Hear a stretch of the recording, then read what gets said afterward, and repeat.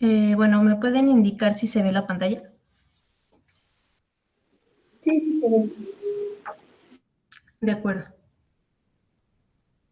Entonces, bueno, eh, nosotros sabemos que el átomo está conformado por tres partículas subatómicas principales, que son los electrones, los protones y los neutrones. Entonces, los electrones tienen carga negativa, mientras que los protones van a tener una carga positiva y un neutrón va a tener una carga neutra. Entonces, los electrones se van a ubicar en los orbitales de la corteza, en estos orbitales cuantizados, como habíamos comentado en clases anteriores, y los electrones, pues vamos a ver más adelante que determinan propiedades químicas y formación de enlaces. Ahora, el protón y el neutrón son los nucleones y se van a encontrar justamente como su nombre lo dice en el núcleo. Entonces, se define, bueno, el protón va a definir el número atómico y la identidad del elemento, mientras que el neutrón pues va a aportar masa al núcleo y pues también va a determinar los isótopos. Entonces, pues en conjunto, tanto electrones, protones y neutrones van a conformar la estructura básica del átomo, estableciendo así su masa, su carga y sus propiedades químicas. Entonces, esta organización subatómica va a constituir la base de la materia y pues de todas las interacciones químicas que permiten pues la diversidad de sustancias y fenómenos en la naturaleza.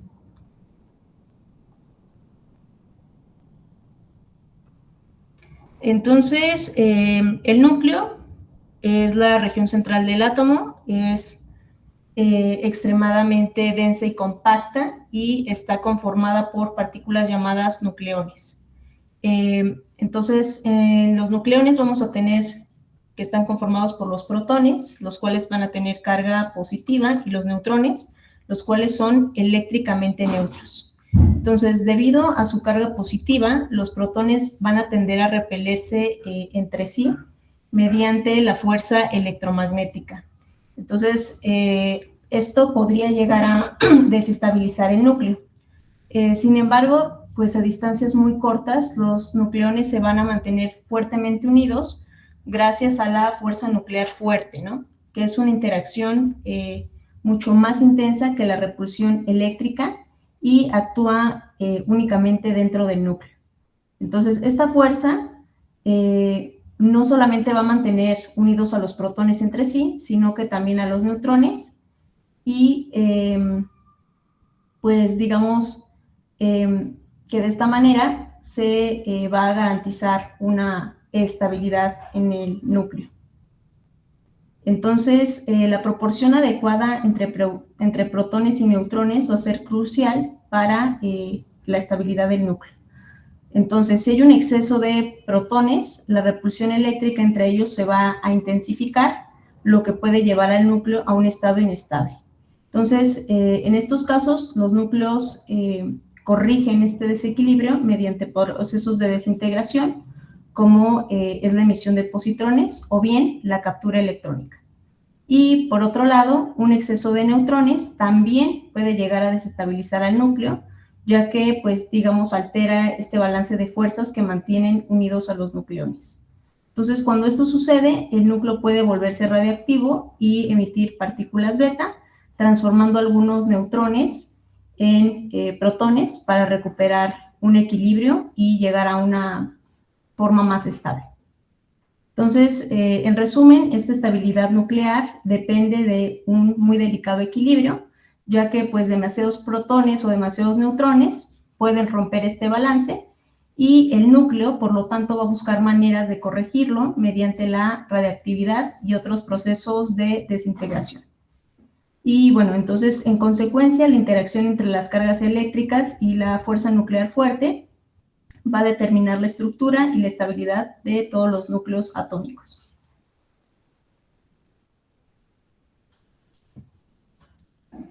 Ahora, por otra parte, pues tenemos los electrones, los cuales se van a ubicar en la corteza electrónica. Entonces, esta corteza electrónica rodea el núcleo y está formada por justamente electrones, que son partículas, como ya sabemos, con carga negativa y una masa muy pequeña en comparación con la de los neutrones. Entonces, en un átomo neutro, el número de electrones va a ser igual al número de protones. Entonces, esto va a mantener el equilibrio eléctrico. Ahora, la atracción electrostática entre el núcleo positivo y los neutrones negativos es la que mantiene a los electrones ligados al átomo, y esto, a su vez, determina la estabilidad atómica. Y bueno, en este sentido, también tenemos los niveles y las capas electrónicas. Tenemos que recordar que estos electrones pues, no van a estar distribuidos al azar.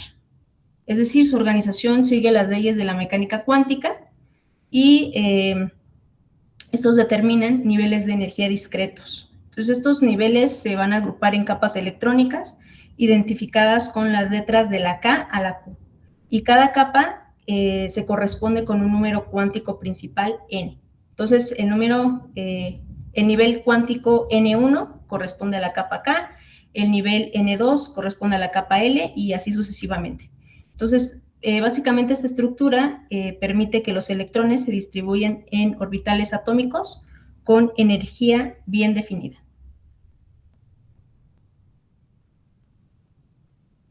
Entonces, pasamos a la definición de núclido, el cual es una especie particular de átomo que se va a caracterizar por tener un núcleo específico de protones y neutrones en su núcleo. Entonces, pues básicamente la nomenclatura para representar un núcleo atómico se define como X, que es el símbolo del elemento, representa el elemento químico. También tenemos el número atómico, que pues nos está indicando la cantidad de protones que hay en el núcleo y determina a qué elemento pertenece este átomo. También vamos a tener el número de neutrones, que pues es obviamente la cantidad de neutrones presentes en el núcleo, y el número másico, que es la suma de protones y neutrones en el núcleo, es decir, A igual a Z más N. Y bueno, un radionúclido simplemente lo vamos a definir como un núclido radioactivo.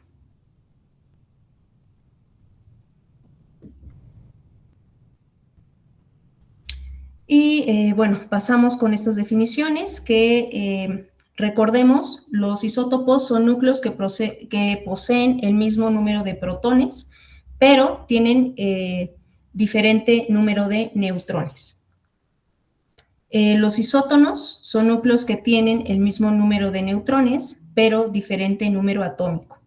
Y por último, los isóbaros van a ser núcleos que tienen el mismo número másico, pero difieren en la proporción entre protones y neutrones. Y bueno, una pequeña observación es que, por ejemplo, en un decaimiento beta individual, ya sea tanto beta positivo como beta negativo, el núcleo padre y el núcleo hijo son siempre isóbaros, ¿no? Ya que siempre van a compartir el mismo número másico.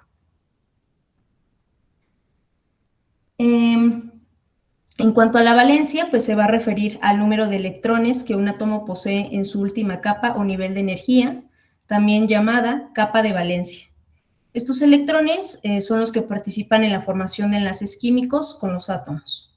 Y pues el número de valencia, por otra parte, pues simplemente nos va a indicar cuántos enlaces puede formar un átomo con otros átomos y se relaciona con el número de electrones presentes en su último nivel de energía orbital.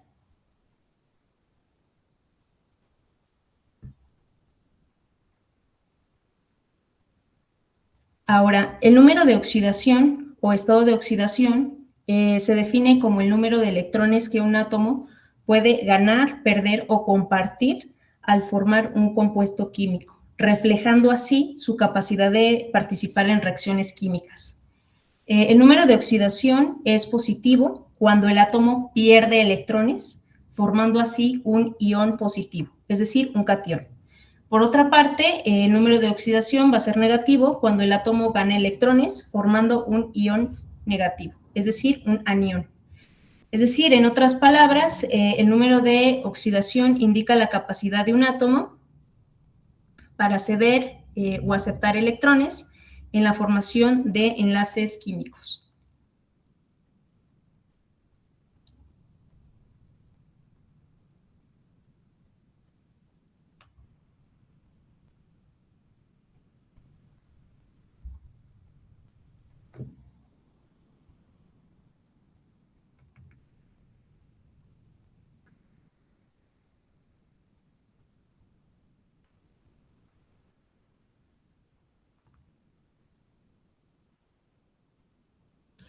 Otros conceptos importantes, tenemos, por ejemplo, la electronegatividad, la cual la vamos a definir como la capacidad de un átomo para atraer hacia sí mismo los electrones de un enlace químico.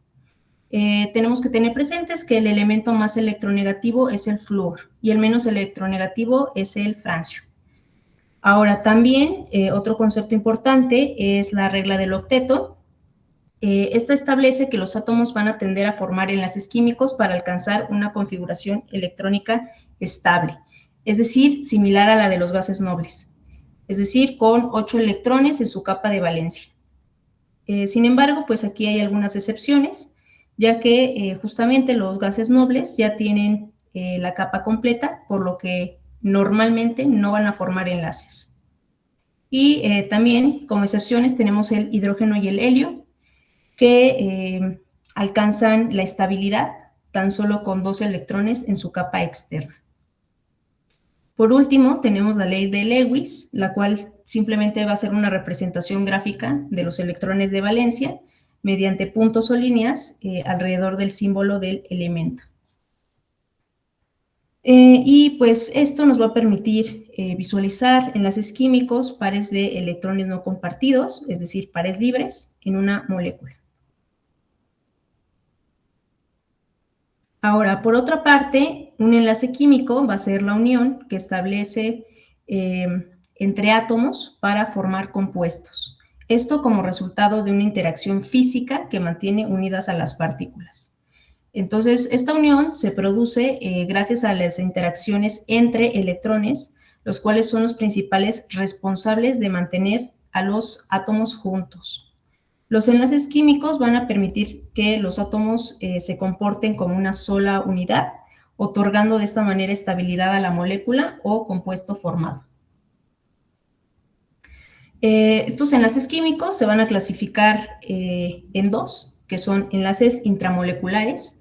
Estos se van a formar dentro de una molécula y son responsables de mantener unidos a los átomos que las componen. Son considerados enlaces fuertes y entre ellos destacan el enlace iónico, covalente y metálico. En los enlaces intermoleculares simplemente serán los que se forman entre moléculas y determinan las propiedades físicas como los puntos de fusión o ebullición. Estos son considerados enlaces débiles y entre ellos destacan el puente de hidrógeno, las fuerzas de Van der Waals y las interacciones dipolo-dipolo. Entonces, dentro de estos enlaces intramoleculares vamos a tener al enlace iónico, el cual pues se forma a partir de una interacción electrostática entre átomos que poseen cargas opuestas. Entonces, este tipo de enlace se produce cuando uno de los átomos cede electrones y el otro los gana, lo que permite que ambos alcancen una configuración electrónica estable que cumple con la ley del octeto. Entonces, este tipo de enlace ocurre cuando existe una gran diferencia de electronegatividad entre los átomos. Es decir, esto será generalmente entre un metal, que es poco electronegativo, y un no metal, que es altamente electronegativo. Entonces, como resultado, se van a formar iones positivos y negativos que se atraen entre sí, dando origen a este enlace iónico. Y bueno, dentro de algunas características que tiene este tipo de enlace es que se caracterizan por ser sólidos y rígidos a temperatura ambiente y generalmente son una estructura cristalina. Estos presentan altos puntos de fusión y ebullición debido a la fuerte atracción electrostática entre los iones que lo conforman. En estado sólido van a poseer poca o nula conductividad eléctrica, ya que los iones van a permanecer fijos en esta red cristalina, pero pues cuando se funden o se disuelven en agua van a conducir bien la electricidad porque estos iones ya se pueden mover libremente. Y bueno, también hay otras tantas características y pues acá abajo les dejé algunos ejemplos para que si es posible lo repasen.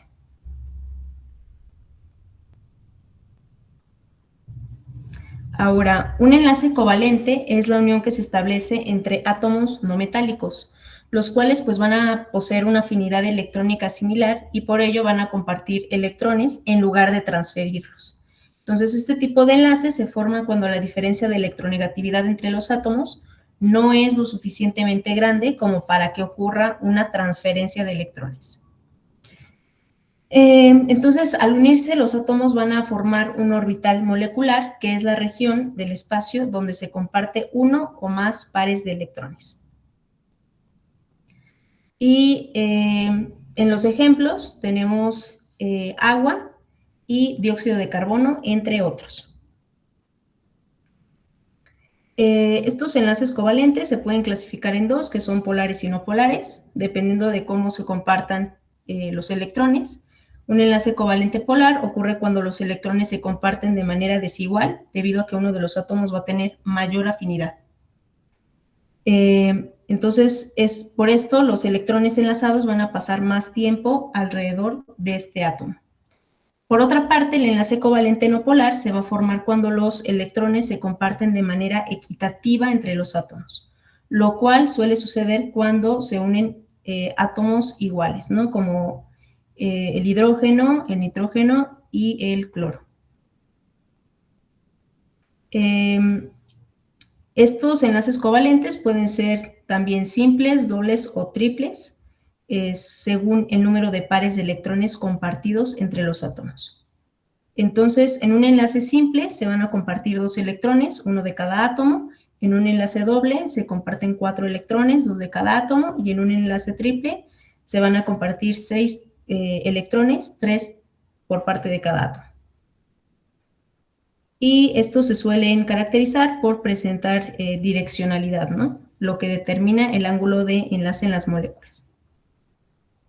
Estos compuestos suelen presentar puntos de fusión y ebullición bajos y suelen ser frágiles. Ahora, dentro de los enlaces intermoleculares, es decir, aquellos que se forman entre moléculas, entonces vamos a tener el puente de hidrógeno, los cuales, bueno, esto se quedó de tarea, pero en resumen, los puentes de hidrógeno son interacciones electrostáticas que se van a formar cuando un átomo de hidrógeno unido covalentemente a un elemento muy electronegativo, ya sea oxígeno, nitrógeno o flúor, es atraído por otro átomo electronegativo cercano.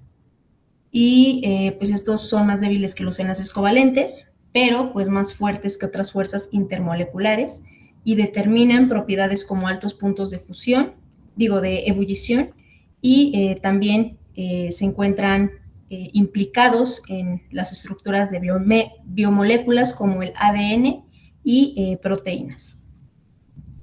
Ahora, en cuanto a las fuerzas de Van der Waals, estas van a ser interacciones electrostáticas débiles entre moléculas neutras, los cuales pues, son originadas por dipolos temporales o inducidos debido a fluctuaciones en la nube electrónica. En estos se incluyen 3 tipos: fuerzas dipolo-dipolo, fuerzas de inducción dipolo-dipolo inducido y fuerzas de dispersión de London. Entonces, grosso modo, estas interacciones pues determinan propiedades como puntos bajos de fusión y ebullición, y también van a explicar fenómenos como la condensación de gases y la solubilidad de sustancias apolares. Por último, tenemos las interacciones dipolo-dipolo, que forman parte de las fuerzas de Van der Waals, y estas van a ser fuerzas electrostáticas entre moléculas polares que poseen pues dipolos permanentes y están generados por una distribución desigual de electrones debido a pues diferencias en la electronegatividad. Otros conceptos importantes son el de molécula. Las moléculas pues son la unidad mínima de una sustancia que conserva sus propiedades químicas. Estas van a estar formadas por una agrupación definida y ordenada de dos o más átomos que pueden ser iguales o diferentes. Y a su vez constituyen la porción más pequeña de una sustancia pura capaz de mantener sus características. Ahora, generalmente estas van a ser eléctricamente neutras y suficientemente estables.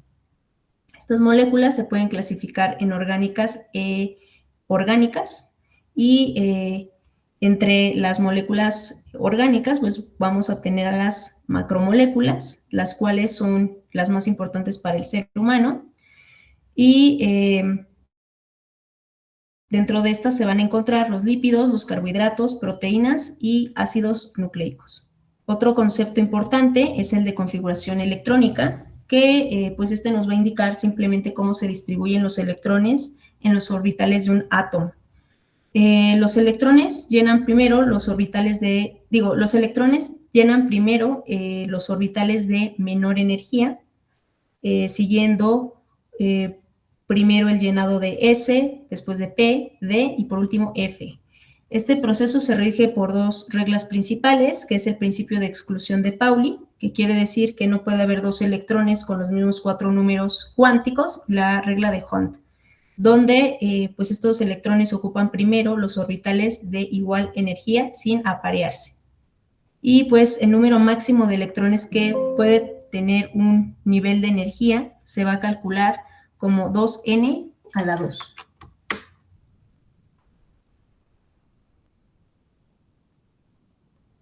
Ahora pasamos al concepto de radiación, la cual la definiremos como la emisión de energía o partículas que producen algunos cuerpos y se va a propagar a través del espacio.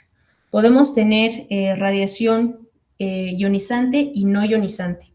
Dentro de la radiación ionizante vamos a tener radiación ionizante directa, es decir, con carga, y radiación ionizante indirecta, sin carga. En la directa vamos a tener, por ejemplo, me equivoqué, perdón, están invertidos, pero en aquellos que tienen carga, vamos a encontrar a los electrones y positrones y partículas pesadas como alfas, protones y fragmentos de núcleo. Y en aquellas que pues son radiación ionizante indirecta, pues vamos a tener a los rayos X, rayos gamma y neutrones. Lo puse al revés, pero les voy a subir las notas y lo voy a corregir. Y en la radiación no ionizante vamos a tener a la radiación visible, a la radiación infrarroja y ondas de radio, entre otros. Entonces, la radiación ionizante va a ser aquella que posee suficiente energía para transferirse al medio irradiado mediante ionizaciones, es decir, va a poder arrancar electrones de los átomos o moléculas que atraviesa.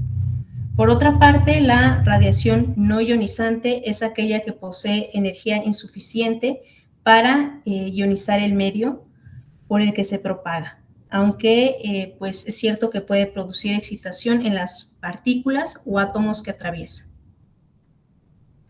Entonces, aquí podemos ver estos dos fenómenos representados en estas dos ilustraciones. Y bueno, la excitación va a ocurrir cuando los electrones de un átomo van a saltar de un nivel de energía, saltan a un nivel de energía superior y posteriormente al regresar a su nivel base u orbital original van a liberar energía en forma de fotones. Por otra parte, la ionización ocurre cuando uno o más electrones abandonan un átomo debido a la energía que reciben.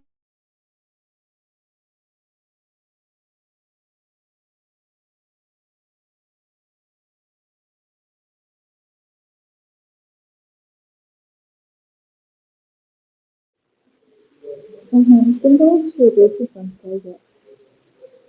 No sé si.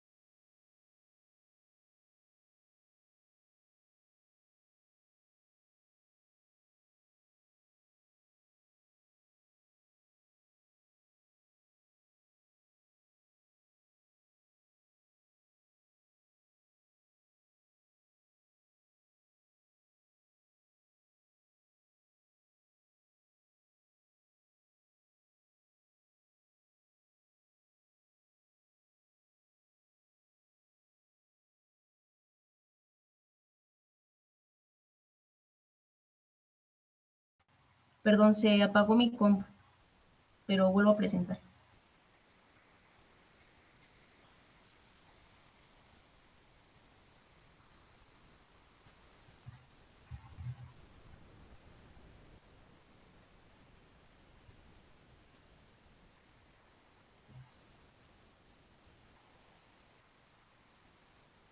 Entonces, estábamos diciendo que la ionización ocurre cuando uno o más electrones abandonan un átomo debido a la energía que reciben, dejando al átomo con una carga positiva. Entonces, vamos a tener dos tipos de interacciones con la materia y la primera de ellas va a ser la interacción de la materia con partículas cargadas. Tenemos que tener presente que esto se produce cuando estas partículas atraviesan un medio, generando de esta manera ionizaciones debido a su carga eléctrica. Este tipo de radiación posee un alto poder de ionización, lo que implica que puede arrancar electrones de los átomos del material con una pues gran eficacia. Sin embargo, pues va a perder su energía rápidamente a través de interacciones colombianas. Y esto pues va a implicar a su vez que su penetración es limitada. Ahora, por otra parte, tenemos la interacción de la materia con partículas no cargadas y pues vamos a tener en esto que la radiación electromagnética va a poseer un poder de ionización menor en comparación a las partículas cargadas y pues la efectividad de estas radiaciones al interactuar con la materia va a depender tanto de su energía como del tipo del medio que atraviesa. Y bueno, a diferencia de las partículas cargadas, estas radiaciones pueden penetrar más profundamente. Ahora, tenemos estos conceptos. El primero de ellos es el de decaimiento radioactivo. Como ya sabemos, es un proceso natural espontáneo en el que un núcleo inestable se va a transformar en otro más estable mediante la emisión de partículas energéticas o bien radiación. Y también tenemos el concepto de radiactividad, que es la emisión de energía radiante producida por desintegraciones nucleares espontáneas. Y pues los núcleos radioactivos, ya sean de carácter natural o artificial, van a ser inestables y todos ellos van a tender a alcanzar un estado de menor energía mediante la expulsión de partículas energéticas conocidas como pues, radiación. Entonces, un mismo núcleo puede emitir una o varias formas de radiación durante este proceso.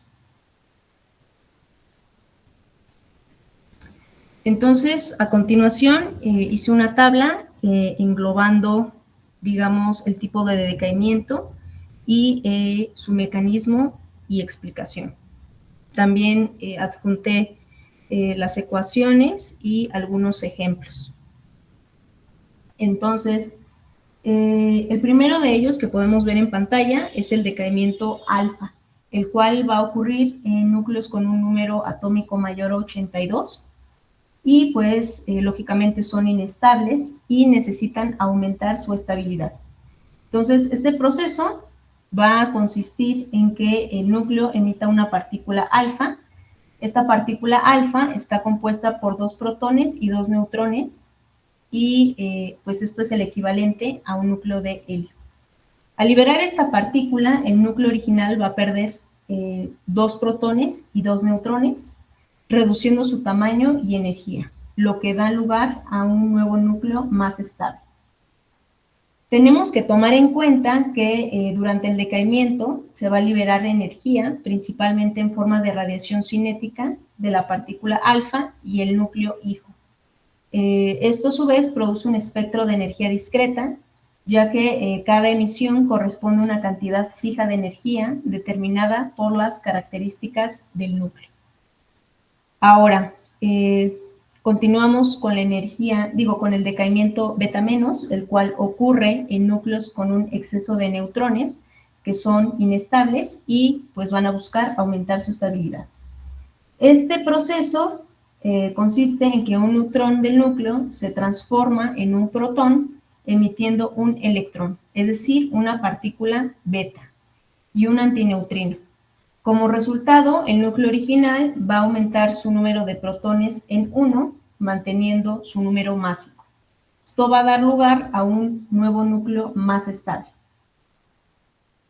Entonces, durante este tipo de decaimiento se va a liberar energía, la cual se distribuye entre el electrón y el antineutrino y el núcleo hijo, lo que produce un espectro de energía continuo, ya que cada emisión puede compartir la energía de manera variable entre las partículas.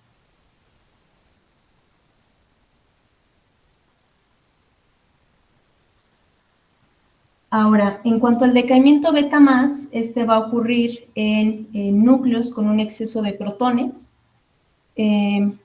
Estos pues van a ser, este núcleo pues va a estar inestable y va a buscar aumentar su estabilidad. Entonces, este proceso consiste en que un protón del núcleo se va a transformar en un neutrón y de esta manera se va a emitir un positrón, es decir, una partícula beta más y un neutrino. Como resultado, pues vamos a tener que el núcleo original disminuye su número de protones en 1, manteniendo su número másico. Entonces, esto va a dar lugar a un nuevo núcleo más estable. Durante el decaimiento se va a liberar energía, la cual se va a distribuir entre el positrón, el neutrino y el núcleo hijo. Entonces, esto va a producir un espectro de energía continuo, ya que cada emisión reparte la energía de manera variable entre las partículas. Después tenemos la captura electrónica. Esta va a ocurrir igualmente en núcleos con un exceso de protones, los cuales son, bueno, estos núcleos van a estar inestables y van a buscar aumentar su estabilidad. Este proceso compite con el decaimiento beta más, pero pues en lugar de emitir un positrón, el núcleo lo que va a hacer es capturar uno de sus propios electrones orbitales, de sus propios electrones atómicos, principalmente provenientes de la capa K en un 90% y en menor medida de la capa L, aproximadamente en un 10%. Entonces, al capturar el electrón, un protón del núcleo se va a transformar en un neutrón, disminuyendo el número de protones en 1 y pues manteniendo el número másico, formando de esta manera un nuevo núcleo más estable. Esta captura pues va a generar vacancias en las capas electrónicas que se van a rellenar con otros electrones, liberando energía en forma de rayos X de fluorescencia o electrones Auger. Después tenemos el decaimiento gamma, el cual ocurre en núcleos que han quedado excitados o metaestables después de otro tipo de desintegración. Entonces, este proceso también es conocido como transición isomérica y consiste en que el núcleo libera el exceso de energía sin cambiar su número de protones ni de neutrones, emitiendo fotones de alta energía, es decir, radiación gamma, y al hacerlo, el núcleo va a pasar de un estado excitado a un estado más estable, manteniendo su composición, mientras que la energía liberada se va a manifestar en un espectro de energía discreta, característico pues justamente de cada transición nuclear. Y bueno, por último, tendremos la conversión interna, que va a ocurrir en núcleos que han quedado excitados o metaestables, generalmente tras otro tipo de desintegración, y este va a competir con el decaimiento gamma. En este proceso, el núcleo va a transferir directamente su exceso de energía a uno de sus orbitales, a uno de los electrones que se encuentran en los orbitales, y el cual va a abandonar el átomo como un electrón monoenergético. Al mismo tiempo, las vacancias electrónicas generadas se van a rellenar con otros electrones, liberando energía en forma de rayos X. Entonces, de esta manera, el núcleo va a alcanzar un estado más estable sin cambiar su número de protones ni de neutrones, mientras la energía se distribuye entre los electrones emitidos y los rayos X característicos. Entonces, lo que se les pide es, digamos, aprenderse estos mecanismos o estas explicaciones que les acabo de dar, así como también la ecuación de decaimiento de cada uno de ellos. Y también, pues, traten de memorizar o aprender algunos ejemplos vistos en clase. Por ejemplo, en cuanto al decaimiento alfa, tenemos al americio 241, uranio 235 y uranio 238. En cuanto al decaimiento beta menos, tenemos, por ejemplo, al carbono 14, fósforo 32, estroncio 90 e itrio 90. En cuanto al decaimiento beta positivo, tenemos al nitrógeno 13, oxígeno 15 y flúor 18. En cuanto a captura electrónica, pues vamos a tener al yodo 123 y flúor 18 y también itrio 86. En cuanto al decaimiento gamma, pues podemos observar que un ejemplo muy representativo sería el tecnecio 99 metestable, así como también, por ejemplo, el iridio 193 metestable. Y pues lo mismo con conversión interna, donde otro ejemplo podría ser el tecnecio 99 metestable e iridio 193 metestable. Y bueno, la energía que se libera mediante este proceso de decaimiento se va a cuantificar mediante el valor Q. Entonces, bueno, tenemos el decaimiento alfa, sabemos que se da en núcleos pesados, generalmente en núcleos que tienen un número atómico mayor a 82, y aquí se va a emitir una partícula alfa, ¿no? Que sabemos es un núcleo de helio. Entonces, podemos ver en pantalla, pues, la ecuación de decaimiento, y podemos ver también, más abajo, el valor Q, es decir, cómo se calcula el valor Q. Se calcula mediante la ecuación que podemos ver en pantalla. Bueno, en términos de energía cinética, vamos a tener dos núcleos remanentes, o bueno, dos partículas que van a quedar al final, que va a ser la partícula alfa y el núcleo hijo. El núcleo hijo también le vamos a llamar núcleo de retroceso, y bueno, al haber únicamente dos productos, la energía liberada en la desintegración se va a repartir de manera única y siempre en la misma proporción entre ambos, es decir, entre la partícula alfa y entre el núcleo hijo o núcleo de retroceso. Entonces, es por esto que la partícula alfa se va a detectar con valores de energía bien definidos, es decir, en un espectro discreto.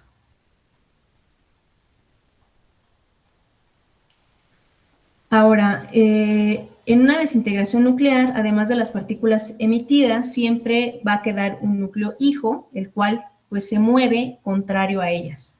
Entonces, este núcleo hijo se le va a llamar núcleo de retroceso. Pero este mismo núcleo también se le conoce como núcleo remanente, porque es el que permanece tras la transformación y constituye una nueva identidad nuclear.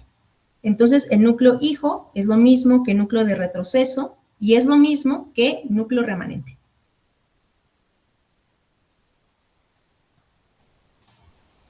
En cuanto al decaimiento beta negativo, pues sabemos que aquí va a haber un exceso de neutrones, entonces un neutrón se va a convertir en protón, emitiendo un electrón y un antineutrino. Entonces, podemos ver la ecuación de decaimiento, la cual se la tienen que aprender, tanto para alfas, betas y gamas.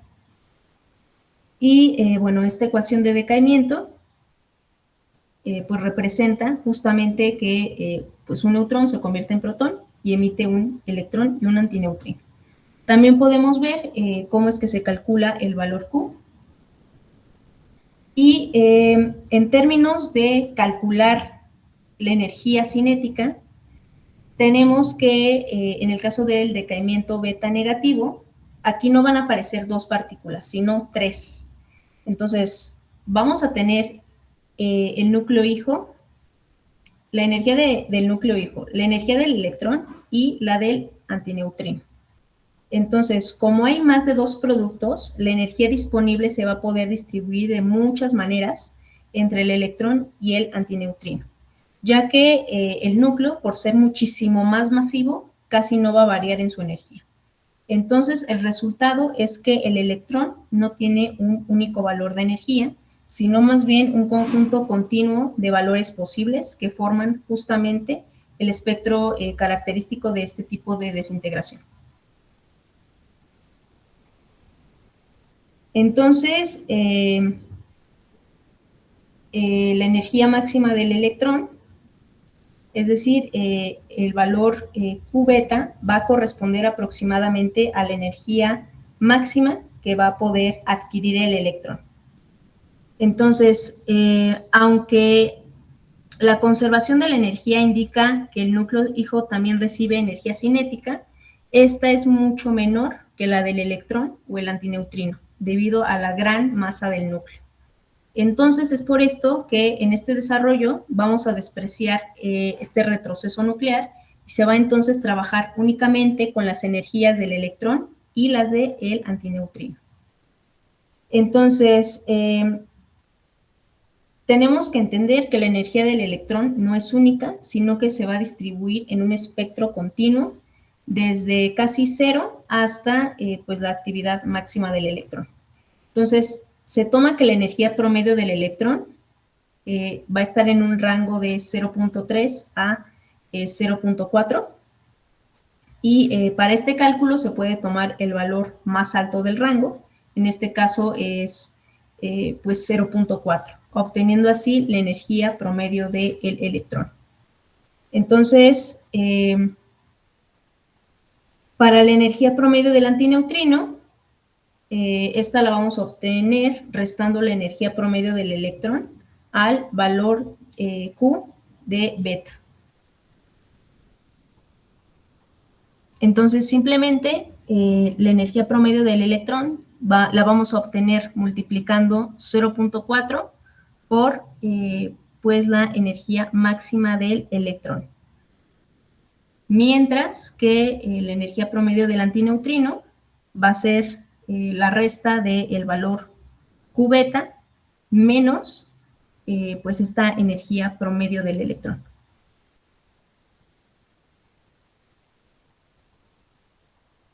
Ahora, en el decaimiento beta positivo, aquí vamos a tener un exceso de protones. Entonces, aquí un protón, para hacer más estable el núcleo, se va a convertir en neutrón, emitiendo de esta manera un positrón y un neutrino. La que vemos en pantalla va a ser la ecuación de decaimiento. Y también, a continuación, pues tenemos su ecuación correspondiente al valor Q. Entonces, en este caso, podemos ver que ya en términos de la energía cinética, van a aparecer 3 partículas al final, que es la del núcleo hijo, la del positrón y la del neutrino. Entonces, como hay más de 2 productos, la energía disponible se puede distribuir de muchísimas maneras distintas entre el positrón y el neutrino. Nuevamente, el núcleo, por ser mucho más masivo, casi no va a variar su energía. Entonces, el resultado es que el positrón no va a tener un único valor de energía, sino un conjunto continuo de valores posibles que forman el espectro característico de la desintegración beta. Y bueno, en un átomo neutro, el número de protones es igual al número de electrones de la corteza. Entonces, durante una desintegración beta más, un protón pues se va a convertir en un neutrón, por lo que el átomo hijo va a tener un protón menos, y para mantenerse neutro se va a necesitar también un electrón menos. Entonces, además, se va a emitir un positrón cuya masa es igual a la del electrón. Por ello, la corrección total va a equivaler a 2 masas del electrón, lo que justifica la presencia del término 2Me en la fórmula del valor Q para la desintegración beta más. Es decir, este valor que vemos aquí.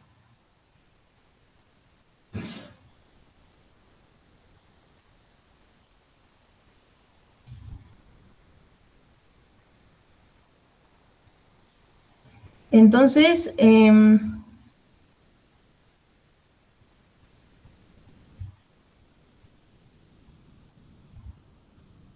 después tenemos este pequeño repaso ahora de la interacción de la radiación con la materia. Y bueno, vamos a tener que las partículas cargadas generan un campo eléctrico que pues va a determinar las fuerzas de atracción o repulsión con otras cargas, ¿no? Entonces, entre ellas se encuentran pues los núcleos de helio, los cuales son las partículas alfa, y tienen una carga positiva. También tenemos las partículas beta, que estos pueden ser electrones o positrones emitidos en las desintegraciones nucleares, y los electrones, los cuales son partículas con carga negativa que también pueden interactuar mediante fuerzas eléctricas.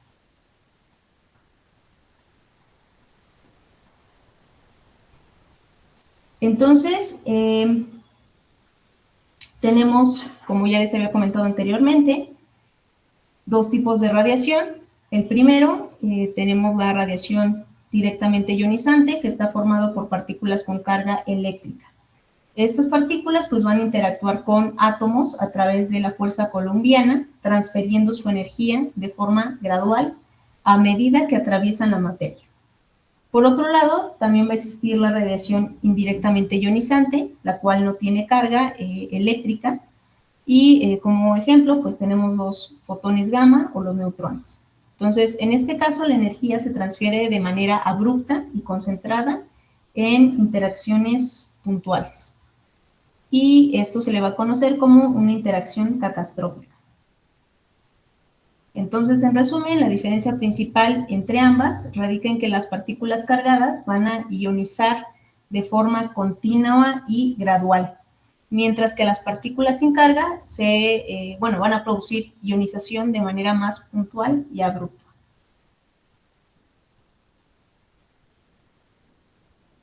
Entonces, al atravesar un material, las partículas cargadas pues van a interactuar con los campos eléctricos de los electrones y del núcleo. Entonces, la fuerza eléctrica que experimentan va a depender de la distancia. Cuanto más cerca están, mayor es la fuerza, y cuanto más lejos, pues menor.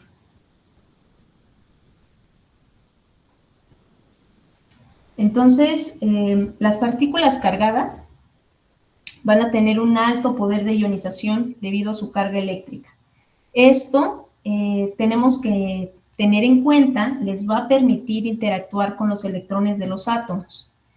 Pero esto va a hacer que pierdan energía rápidamente mediante múltiples interacciones coulombianas con los electrones y núcleos del material que atraviesen.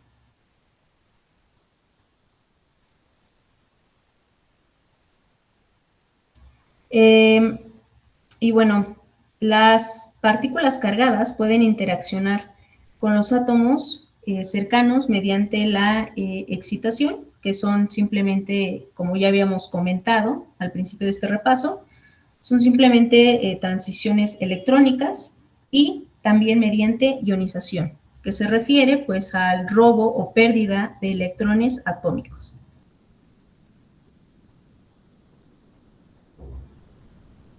Entonces, bueno, cuando una partícula cargada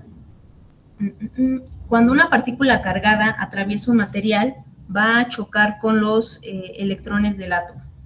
Y como estos electrones pues son ligeros, estas colisiones apenas van a desviar la partícula. Por ello, su trayectoria sigue siendo prácticamente recta después del choque. Pero cuando interaccionan con el núcleo, cuando la partícula pues se acerca al núcleo, Este tiene carga positiva y mucha masa, entonces en este caso la fuerza eléctrica va a ser muchísimo mayor. Entonces esto sí puede desviar su trayectoria haciéndola curvilínea. Y pues en casos extremos esta partícula puede provocar una reacción nuclear cambiando la estructura del núcleo o bien produciendo nuevas partículas. Entonces, las partículas cargadas se van a caracterizar por el poder de frenado y este se refiere como la capacidad para frenar justamente pues partículas cargadas. Esta propiedad es dependiente del material y la partícula y su energía. Y bueno, el poder lineal de frenado lo vamos a definir como la rapidez de pérdida de energía por unidad de longitud de la trayectoria.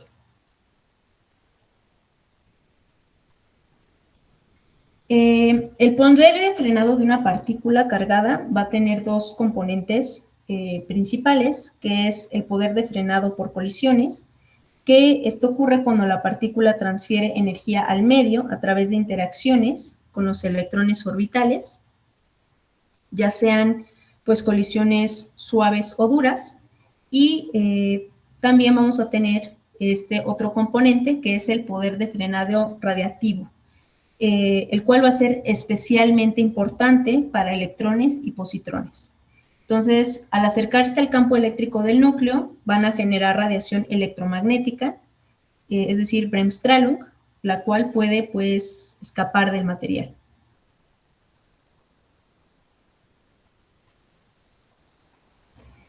Adicionalmente, pues definimos el poder de frenado másico, que es característico del medio, y este pues nos describe cuán eficiente es un medio para frenar partículas cargadas. Y bueno, también tenemos que tomar en cuenta que cada partícula va a tener un número limitado de interacciones hasta perder absolutamente toda su energía.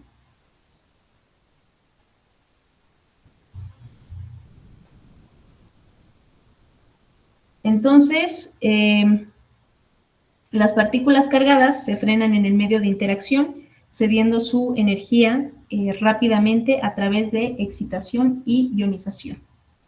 Y la absorción pues va a ser el proceso por el cual la energía de la partícula se transfiere al material hasta que la partícula se detiene. La combinación de ionización y excitación es la forma principal en la que ocurre la absorción de energía en el medio. Entonces, básicamente, cuando una partícula cargada atraviesa un medio, va a perder energía, principalmente a través de ionización, es decir, expulsión de electrones de los átomos, y también a través de la excitación, es decir, llevar, digamos, a los electrones a niveles de energía más altos sin expulsarlos. Y pues esto va a provocar que su energía disminuya rápidamente.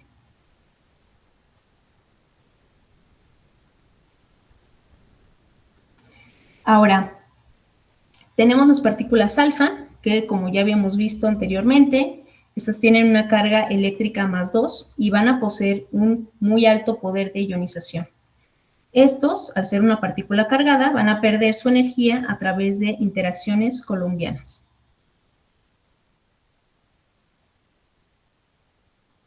Entonces, en las partículas alfa puede haber irradiación tanto interna como externa, y el potencial riesgo va a depender del alcance de la partícula alfa, es decir, de su energía.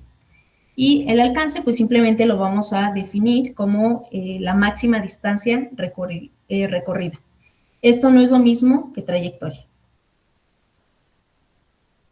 Entonces, el alcance de las partículas alfa en aire se va a calcular mediante las siguientes relaciones. Entonces, les recomiendo estudien estas fórmulas empíricas, porque pues muy probablemente va a venir alguno de estos ejercicios en el examen.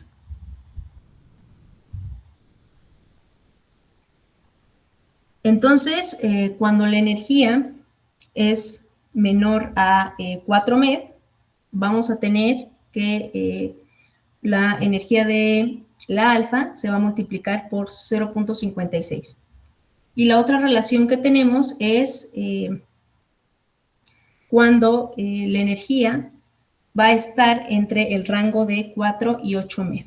Entonces, cuando la energía de la alfa está en este rango, vamos a multiplicar la energía por 1.24 menos 2.62. En cualquier otro material, el alcance se va a calcular por medio de la siguiente ecuación empírica, donde pues vamos a tener el alcance de las alfas en un material expresado en centímetros, y este se calcula pues básicamente multiplicando 0.56 por el peso atómico del material elevado a la 1/3 por el alcance de las alfas en el aire expresado en centímetros entre la densidad del material en gramos por centímetro cúbico. Y pues en cualquier tejido el alcance va a estar dado en centímetros y está dado por la siguiente expresión, donde vamos a tener que el alcance de las alfas en el tejido va a estar expresado en centímetros, y este se va a calcular mediante multiplicar el alcance de las alfas en el aire por la densidad del aire entre la densidad del tejido. Entonces, para las fuentes selladas de alfas no se va a presentar ningún riesgo radiológico. En el aire el alcance de las alfas es de apenas unos cuantos centímetros, y pues las partículas alfas al interactuar, digamos, con nuestra piel, son absorbidas por la capa muerta o la piel muerta de la misma. Entonces, una manera de detener las partículas alfa es hasta con una hoja de papel. Ahora, esto es muy importante. Las partículas alfa, como ya vimos, tienen una alta masa y carga, lo que les confiere un poder de ionización muy alto, y pues les va a permitir interactuar fuertemente con todo a su paso, perdiendo rápidamente energía. Esto hace que que su penetración sea muy baja, por lo que en el exterior del cuerpo la piel las va a detener muy fácilmente y no van a representar un riesgo. Sin embargo, por el caso contrario, si un emisor alfa entra al organismo, ya sea por ingestión, inhalación o heridas, estas partículas van a liberar toda su energía directamente en los tejidos internos, causando un daño muy intenso a las células y a los órganos. Por lo tanto, la radiación externa con partículas alfas no se va a considerar un riesgo, pero por el contrario, el riesgo va a ser extremo cuando un emisor alfa se incorpora al organismo. Por otra parte, tenemos las partículas beta, y nosotros sabemos las emisiones beta son pues los electrones que provienen del núcleo.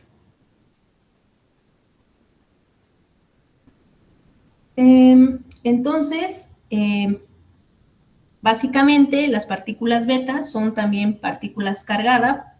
Podemos tener partículas beta positivo o negativo, y los electrones beta menos, por ejemplo, son electrones que se originan en el núcleo durante una desintegración beta, ¿no? Entonces, en este proceso, por ejemplo, un neutrón se va a transformar en un protón y va a crear un electrón, el cual va a ser expulsado junto con un antineutrino.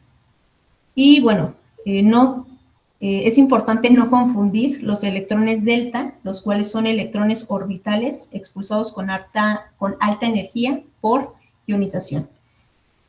Los electrones delta no provienen del núcleo. Estos provienen, o más bien son, electrones orbitales.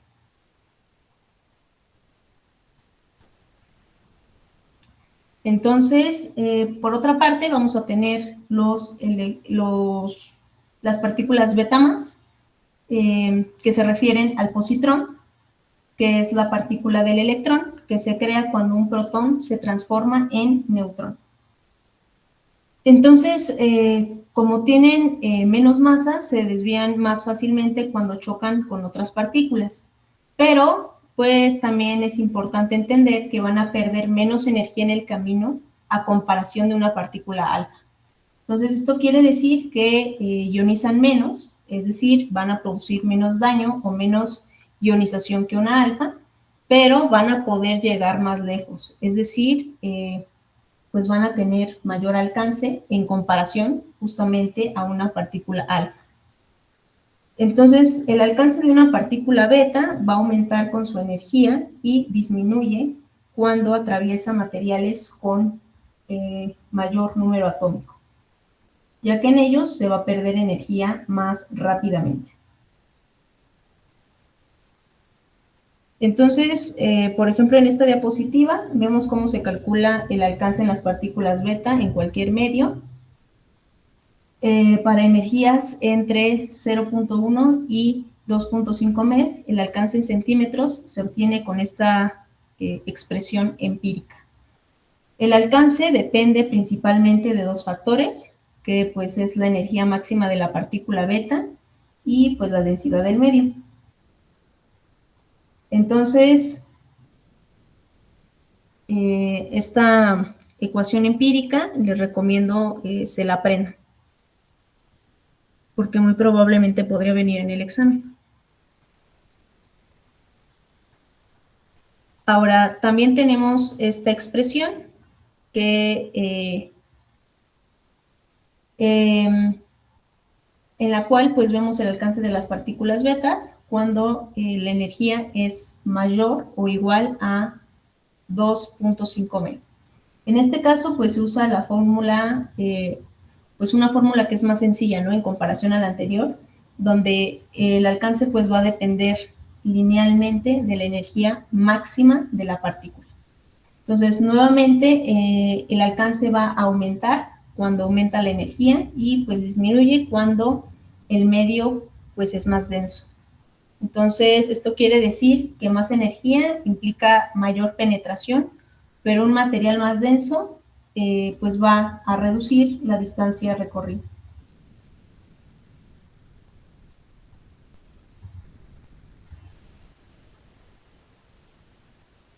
Y bueno, esta fórmula nos va a indicar el alcance de partículas betas en tejido, el cual está expresado en centímetros, y va a ser igual al alcance de las partículas betas en el aire, expresado en centímetros, esto multiplicado por la densidad del aire y dividido entre la densidad del tejido.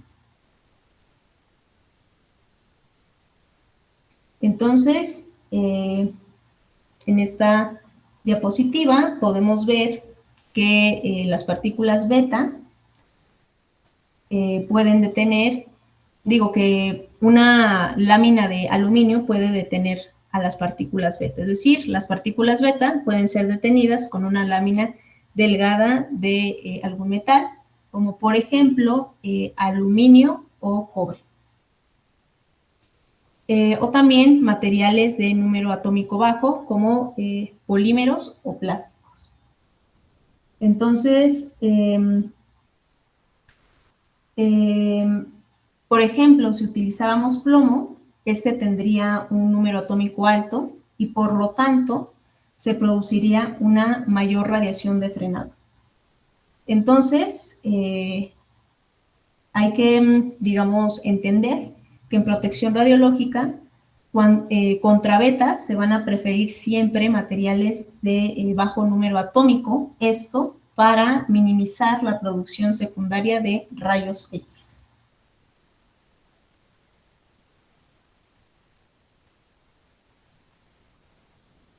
Entonces, si una fuente que emite partículas beta entra en contacto directo con la piel, estas pueden depositar pues energía en la superficie y dañar la piel y los órganos externos. Entonces, para protegernos, pues se van a usar blindajes de un bajo número atómico, como lo es el plástico o el acrílico, porque estos materiales pues van a absorber las partículas beta sin producir tanta radiación secundaria. Y bueno, por ejemplo, si las partículas beta llegaran a ingresar al organismo, el riesgo pues sigue siendo mucho porque liberan su energía directamente dentro de los tejidos, lo cual pues lógicamente puede causar daño celular y afectar pues ciertos órganos. Es por esto que las fuentes abiertas, en este caso, deben de manejarse con mucho cuidado, pues al aplicar el factor distancia, es decir, pues mantenerse lo más lejos posible para reducir la exposición. Un ejemplo de esto es, por ejemplo, el yodo 131, el cual se utiliza en medicina para destruir el parenquima de la tiroides. Es decir, este pues es un tejido funcional, el cual produce hormonas, ¿no? Entonces, esto hace que en casos, por ejemplo, como hipotiroidismo o algunos otros tipos de cáncer de tiroides, sea muy útil porque pues ahí es donde se necesita reducir o eliminar este tipo de tejido enfermo. Entonces, bueno, nosotros sabemos que en cuanto a los electrones, esta es una partícula fundamental del grupo de los leptones y va a tener una carga eléctrica negativa y una masa en reposo de 511 keV. Entonces, como es una partícula ligera y cargada, va a perder su energía principalmente al interactuar eléctricamente con los átomos del medio mediante, pues, interacciones de Coulomb.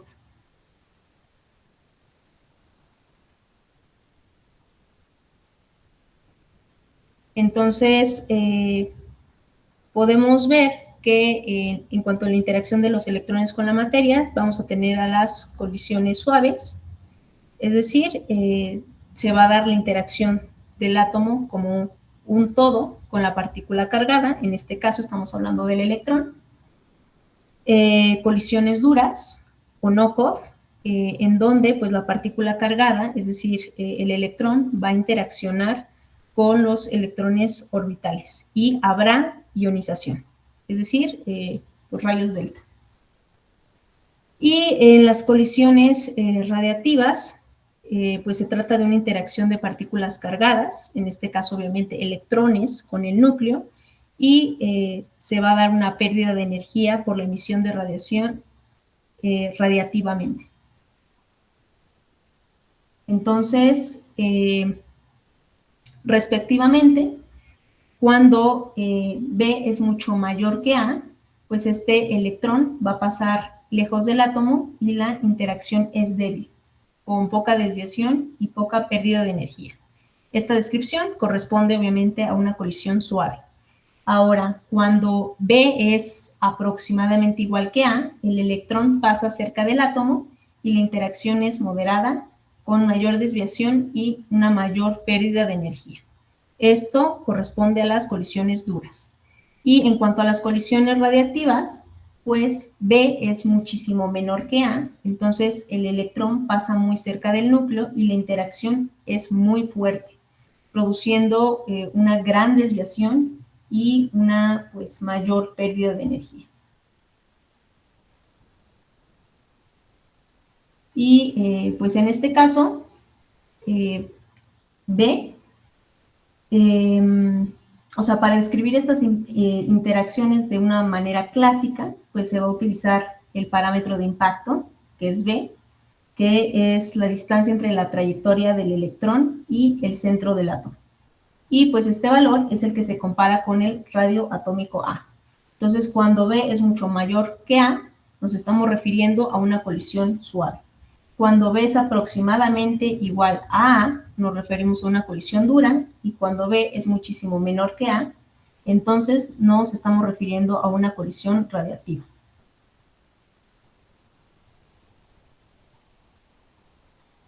Entonces, bueno, las colisiones suaves ocurren cuando el electrón pasa lejos del núcleo y los electrones internos.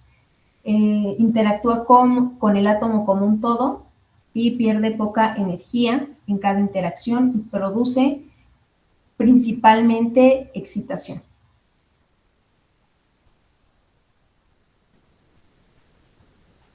Entonces, aquí justamente vemos este esquema o esta representación donde vemos que este electrón va a pasar relativamente lejos del núcleo y de los electrones internos, y entonces este electrón que va pasando va a interactuar con el átomo como un todo, perdiendo así poca energía en cada interacción y produciendo principalmente excitación.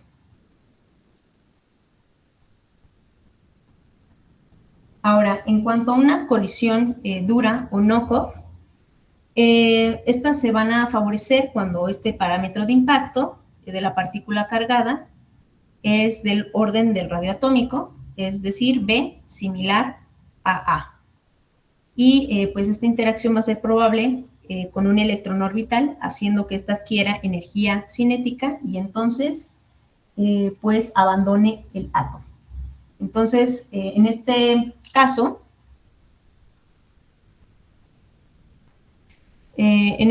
pues la cantidad de energía que le es transferida al electrón va a ser suficientemente grande como para que éste sea capaz de ionizar al medio. Entonces, a este tipo de electrones se les va a conocer como rayos delta y su trayectoria se denomina SPUR, la cual es pues diferente a la trayectoria de la partícula primaria.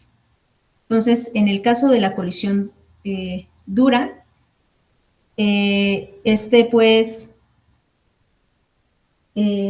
lo que sucede en es que el electrón incidente va a chocar directamente con un electrón orbital y le va a transferir suficiente energía para expulsarlo. Es decir, en este caso sí va a ocurrir ionización y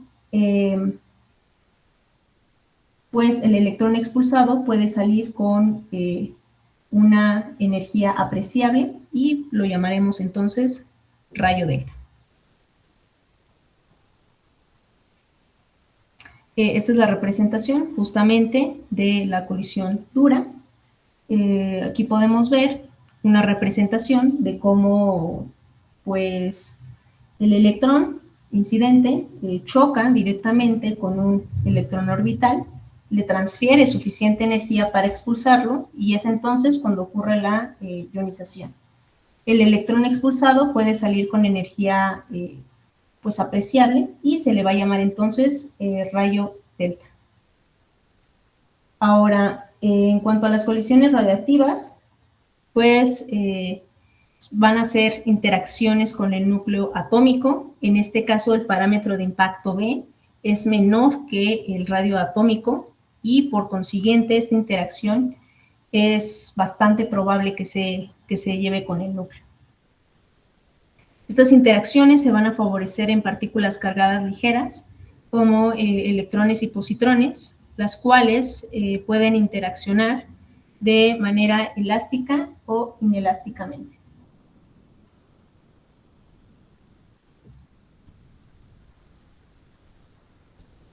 Entonces, en el caso inelástico,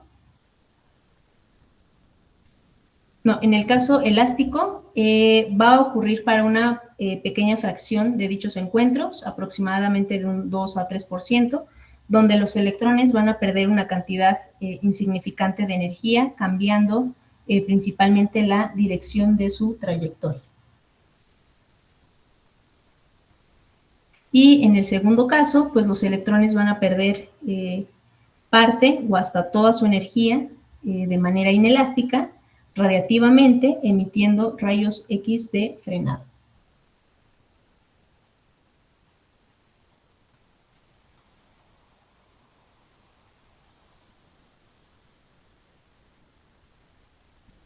Entonces, aquí justamente podemos ver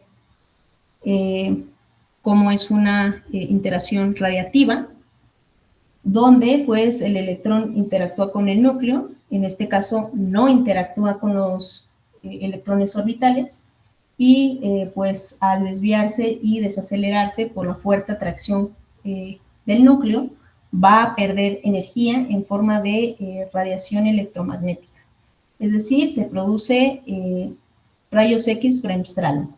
Entonces, las colisiones radiactivas son responsables de la radiación de frenado o Bremsstrahlung.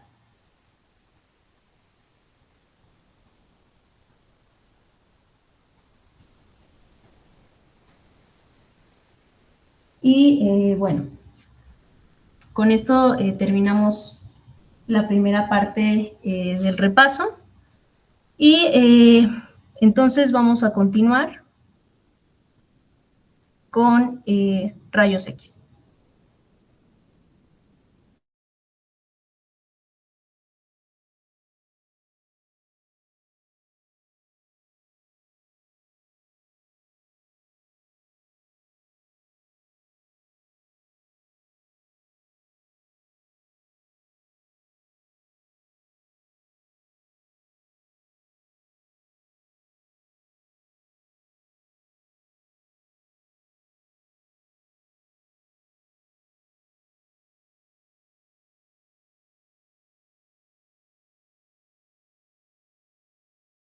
¿Me pueden indicar si se ve la presentación?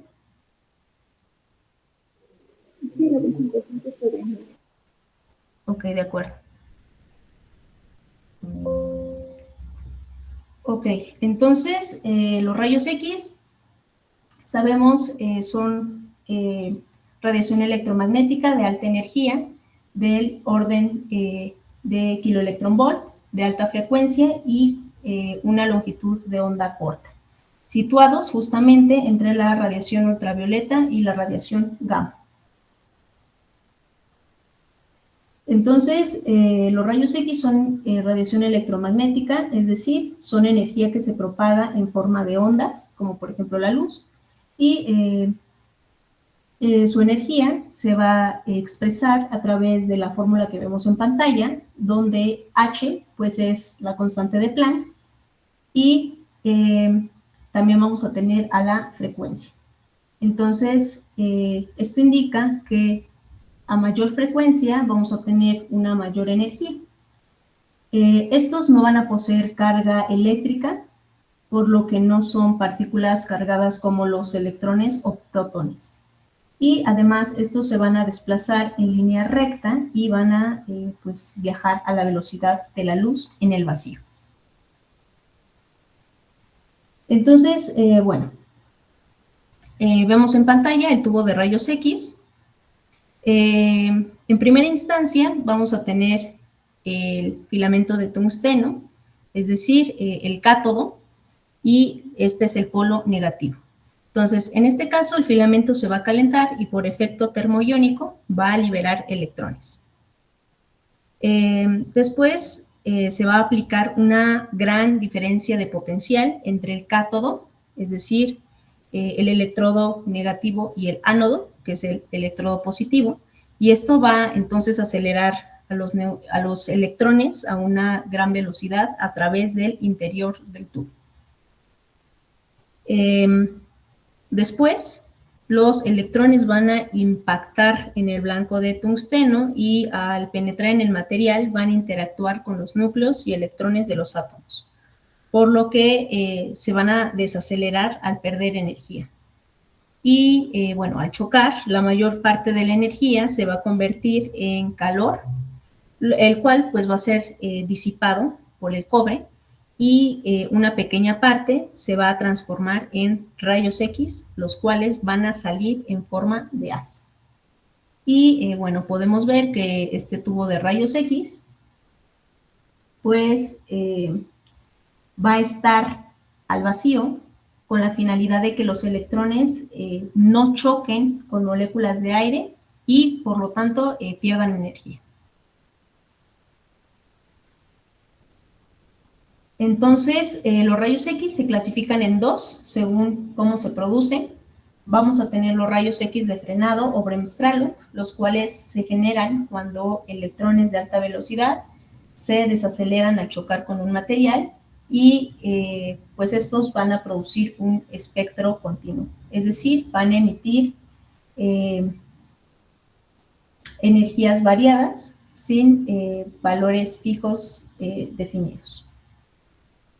Y por otra parte, vamos a tener a los rayos X característicos o de fluorescencia, los cuales se producen cuando un electrón interno de un átomo pues va a ser expulsado y otro electrón pues va a ocupar su lugar. Entonces, aquí se emiten energías específicas y definidas, es decir, se forma un espectro discreto, el cual pues va a depender de las capas electrónicas del átomo. Entonces, ¿cómo es un espectro de rayos X?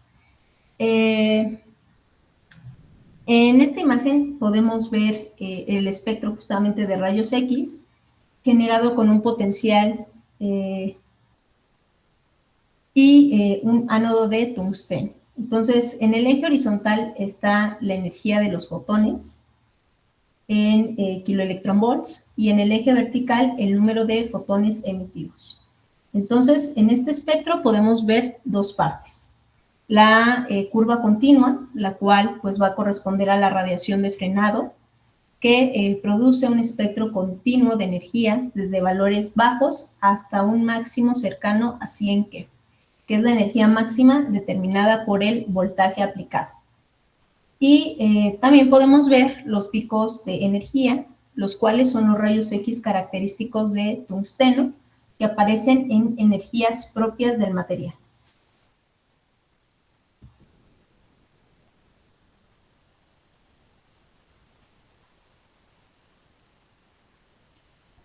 Entonces, a continuación, pues tenemos un esquema de lo que es la radiación Bremsstrahlung. Y pues aquí vamos a tener un electrón de alta velocidad que se aproxima al núcleo positivo de un átomo del ánodo. Entonces, debido a la fuerte atracción eléctrica del núcleo, este electrón va a cambiar su trayectoria y se va a desacelerar. Entonces, al perder energía cinética durante esta desaceleración, se va a emitir un fotón de rayos X, ya que toda la energía eléctrica acelerada o desacelerada va a emitir pues radiación electromagnética. Entonces, la energía que pierde el electrón se va a transformar en el fotón emitido.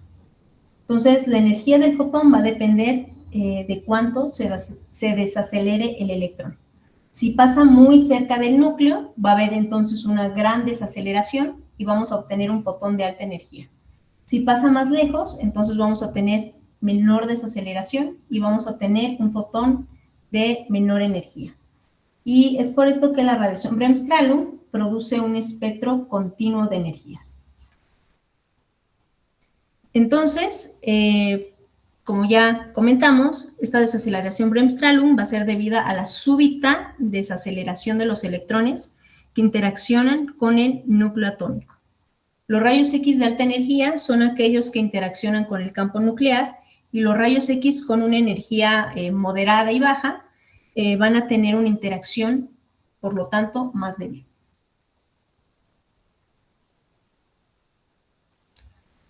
Entonces, esto significa básicamente que la energía que pierde el electrón al desacelerarse se va a transformar en la energía del fotón emitido. Entonces, cuando un electrón llega al ánodo, va a tener una energía cinética inicial E1 y después de interactuar y desacelerarse, va a quedar con una energía menor E2. Entonces, pues esta diferencia entre la energía cinética inicial y E2 va a ser justamente la energía del fotón de rayos X que se produce, donde pues H, como vemos en pantalla, es la constante de Planck, nu es la frecuencia del fotón, y pues esto nos quiere decir, en grandes rasgos, que el fotón va a salir con la energía que el electrón perdió durante la desaceleración. Entonces aquí podemos ver el espectro de radiación Bremsstrahlung para distintos materiales que se suelen utilizar en el ánodo. Entonces tenemos el molibdeno con un número atómico de 42, tungsteno con un número atómico de 74 y el oro con un número atómico de 79. Entonces, en el eje horizontal de esta gráfica podemos ver la energía de los rayos X en keV y en el eje vertical podemos ver el número de rayos X emitidos por unidad de energía. Entonces, a grandes rasgos podemos observar que en este caso todas las curvas son continuas, lo cual es propio pues, de la radiación de frenado, y a mayor número atómico, entonces mayor va a ser la intensidad del espectro. Por eso el oro pues va a producir más radiación que el tungsteno y este a su vez va a producir más radiación que el molibdeno. Entonces el límite máximo de energía en este caso pues va a ser el mismo, ya que se suministró 100 keV, porque en este caso pues siempre va a depender del voltaje aplicado y no del material. Entonces, en resumen, la eficiencia de producción de Bremsstrahlung va a aumentar con el número atómico del material del ánodo, pero la energía máxima del espectro va a depender del kilovoltaje aplicado.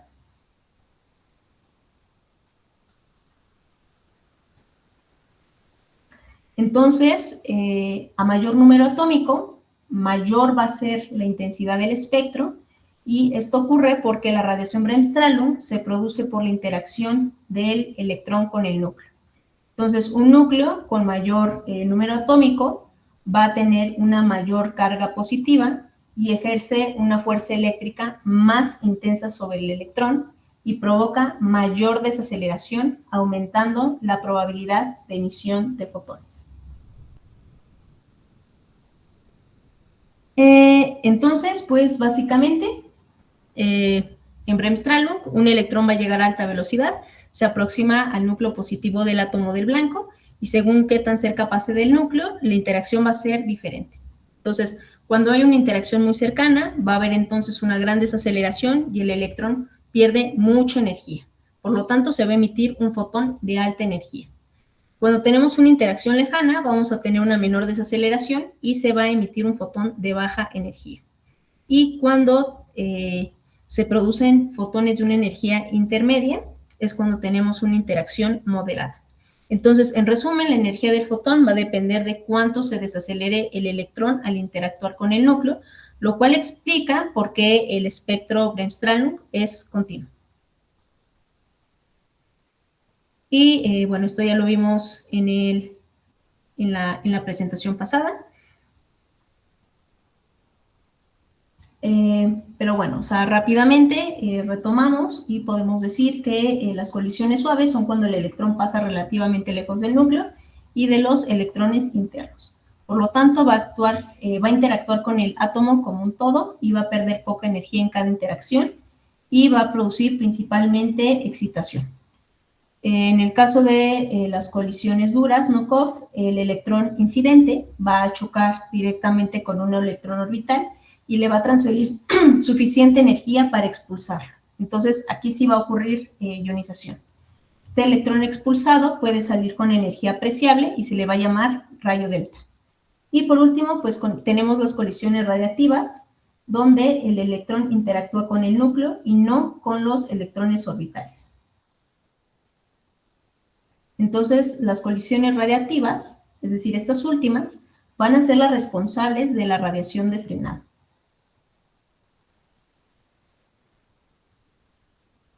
Entonces, en resumen, vamos a tener estas condiciones o características que favorecen o describen la producción de Bremsstrahlung.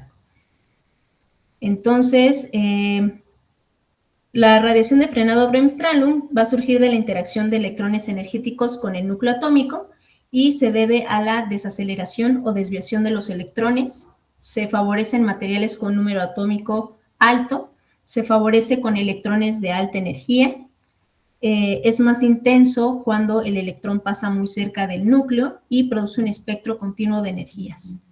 Constituye la principal fuente de rayos X en tubos de diagnóstico, aproximadamente de un 85 a 90%. Y bueno, ahora nos falta ver los rayos X característicos o de fluorescencia. Estos son espectros discretos correspondientes a las capas electrónicas. Entonces, los rayos X característicos se producen por la interacción de electrones-fotones con electrones orbitales del material blanco. Entonces, los rayos X son debidos a la emisión de energía de los electrones que llenan las vacancias. Entonces, en este caso vamos a tener un electrón incidente, es decir, un electrón de alta energía, que llega desde fuera y se dirige hacia el átomo del material blanco. Después vamos a tener la expulsión de un electrón interno, es decir, el electrón incidente va a chocar con un electrón de la capa interna K y lo expulsa. Y se va a producir una ionización interna, dejando una vacante en la capa K. Después, el electrón, bueno, más bien un electrón de una capa más externa, que pudiera ser L o M, va a caer para llenar la vacante en la capa K. Y pues al descender de una capa externa a una más interna, el electrón entonces va a perder energía. Esta diferencia de energía se va a emitir en forma de un fotón de rayos X. Y bueno, una vacancia simplemente se refiere al espacio que queda en una capa electrónica cuando un electrón es expulsado del átomo. Entonces es básicamente un hueco en una capa interna que luego va a ser ocupado por otro electrón. Entonces, los rayos X característicos se llaman de esta manera porque son propios o característicos de un material en específico. Entonces, esto quiere decir que cada material blanco va a presentar un diferente tipo de rayos X característicos. Y estos se ven representados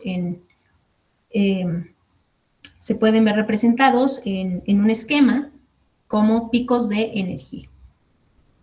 Es decir, son un espectro discreto.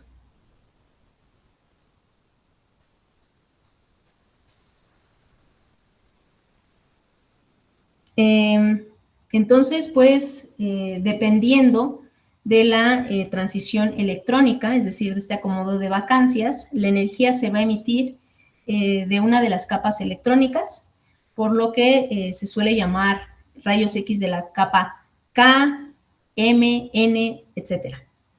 Y pues en el espectro también se le llama o designa como borde K o borde L, etc.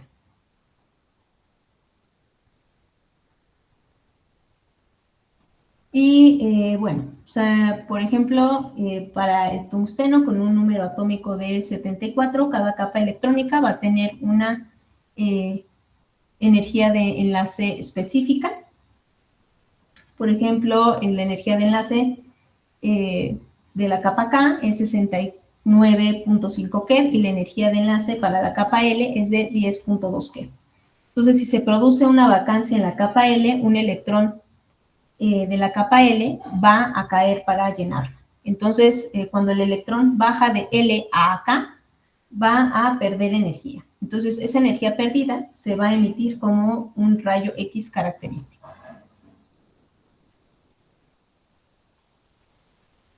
Entonces, tenemos que entender que la energía del fotón va a ser exactamente la diferencia entre la energía de la capa donde cae el electrón y el de la capa de donde proviene.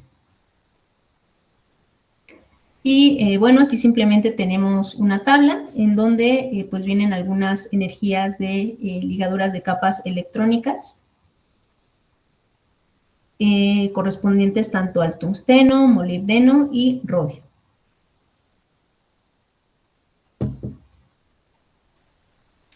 Entonces, los rayos X característicos se van a originar cuando un electrón del material del ánodo va a ser expulsado de una capa interna del átomo y otro electrón cae para ocupar ese hueco, liberando energía en forma de un fotón de rayos X con una energía bien definida.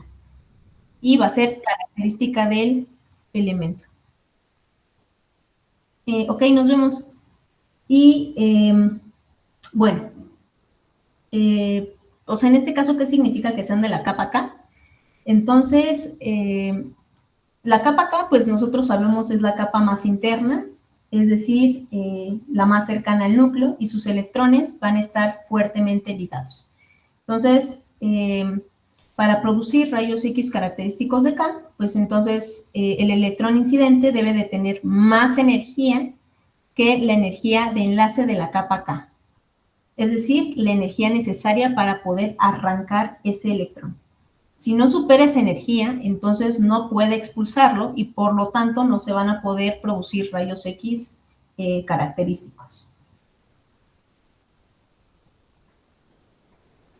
Entonces, por ejemplo, tenemos tungsteno y molibdeno.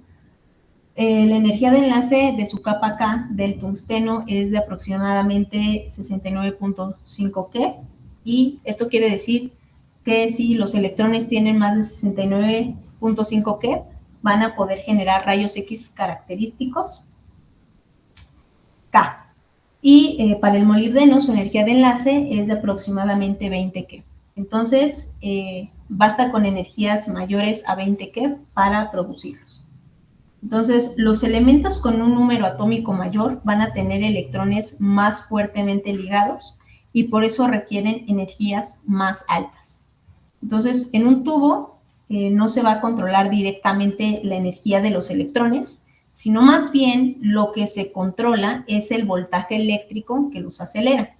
Entonces, este voltaje se va a medir en kilovoltios y la energía adquirida por los electrones va a ser proporcional a ese voltaje.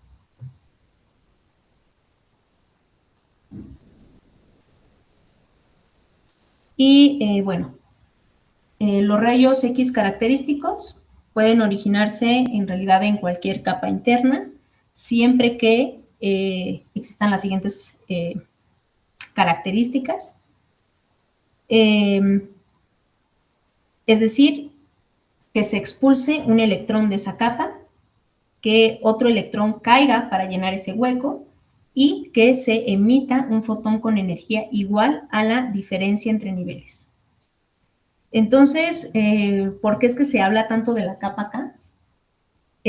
Básicamente se habla muchísimo de la capa K porque es la capa más interna, es la que tiene mayor energía de enlace y esto pues produce unos rayos X más energéticos y útiles en el diagnóstico.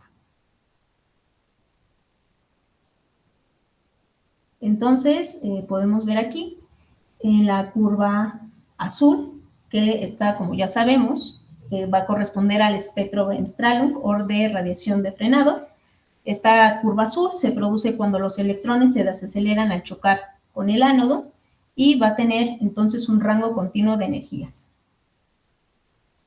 Entonces, como podemos ver, la intensidad de esta curva aumenta, alcanza un máximo y pues ya después disminuye. Y en cuanto a los picos rojos, digamos estas líneas verticales que vemos, son los rayos X característicos del tungsteno y aparecen a energías específicas. Es decir, es un espectro discreto.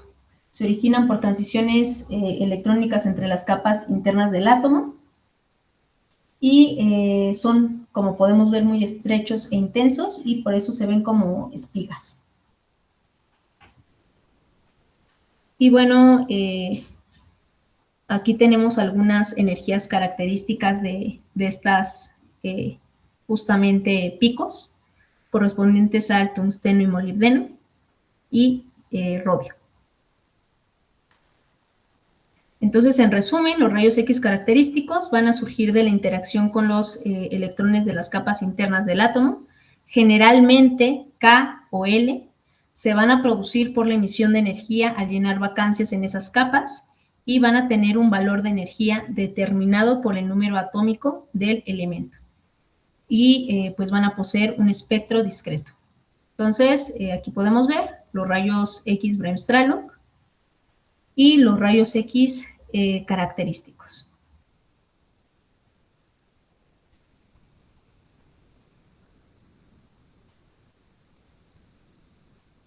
Entonces,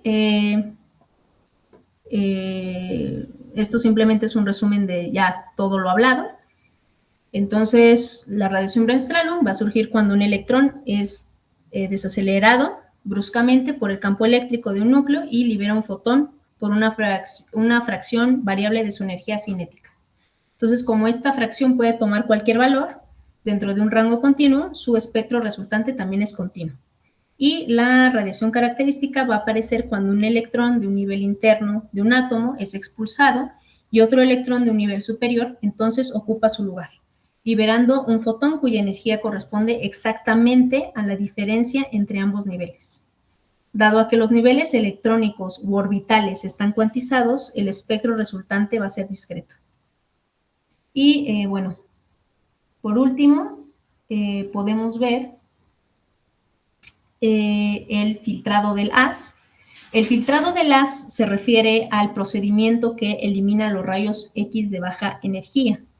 Podemos tener al filtrado inherente, el cual pues simplemente se refiere a que, por ejemplo, en el ánodo, en la puerta de salida, existe una ventana de 1 a 2 milímetros de vidrio de metal y pues esto va a ser lo que filtre el haz, ¿no? Entonces, este filtrado inherente es justamente característico o inherente al equipo. Y mientras tanto, el filtro añadido son ventanas de materiales que tienen la función de compensación para poder modelar el haz dependiendo del espesor al atravesar.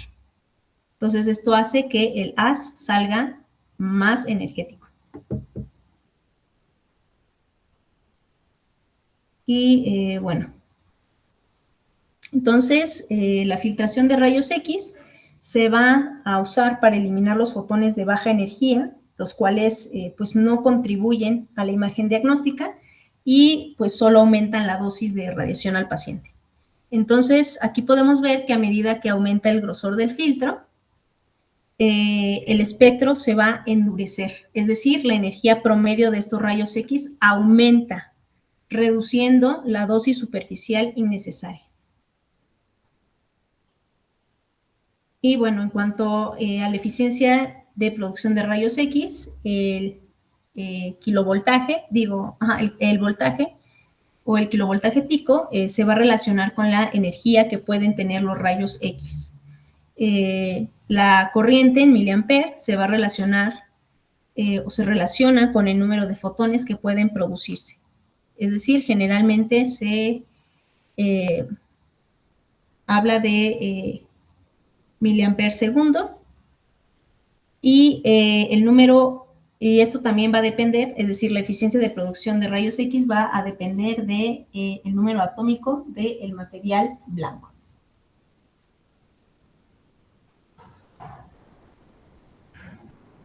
Entonces, básicamente, el voltaje del tubo va a determinar la energía máxima que pueden tener los electrones al llegar al ánodo. A mayor voltaje, estos rayos X van a ser entonces más energéticos, lo que va a mejorar la calidad del haz y su penetración. Y en cuanto a la corriente del tubo, en miliamper, pues esto va a determinar el número de electrones que fluyen del cátodo al ánodo por unidad de tiempo. Esto quiere decir que a mayor corriente se van a producir más rayos X, lo que entonces resulta en una mayor exposición.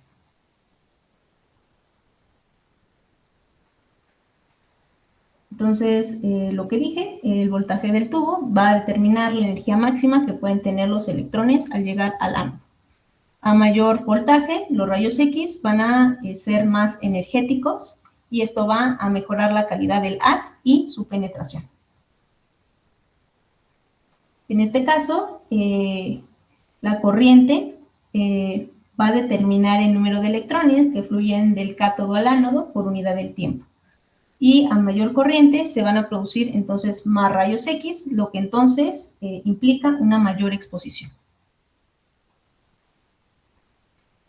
Y bueno, aquí vemos algunos espectros de rayos X correspondientes tanto al tungsteno como al molibdeno. Y un concepto muy importante también es qué es el endurecimiento del haz. Este se refiere a cuando un haz de rayos X, el cual es policromático, es decir, contiene fotones de múltiples energías, va a atravesar un material y por lo tanto los fotones de menor energía van a ser absorbidos o atenuados con mayor facilidad a comparación a los que tienen más energía, ¿no? Entonces, como resultado, la energía promedio del haz va a aumentar a medida que penetra en el material, dando la impresión de que el haz se endurece. Y bueno, aquí tenemos algunos elementos del tubo de rayos X, que es el cátodo, ánodo, curvas de carga, digamos, estos componentes de enfriamiento, y también tenemos un control automático de exposición. En este esquema vemos estos elementos básicos dentro de un tubo de rayos X. Y pues dentro de estos principales componentes, como sabemos, están el cátodo, el cual es el filamento que al calentarse va a producir electrones que impactarán en el ánodo.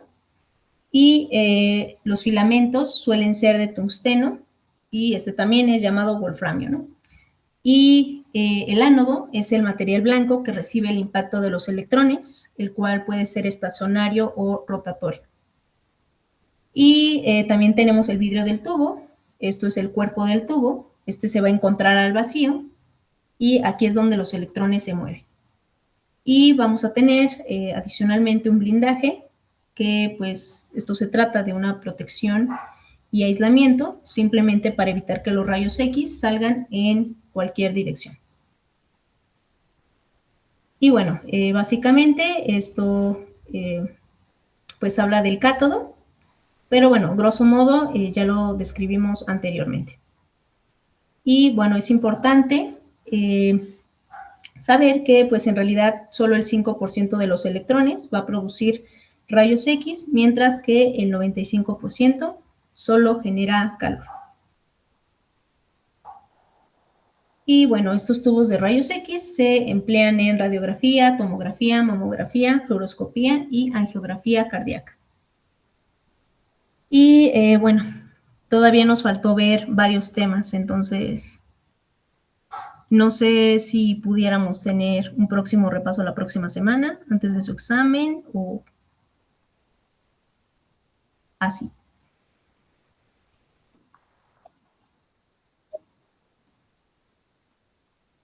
No sé, vamos a preguntarle al profesor. ¿Profesor, se puede?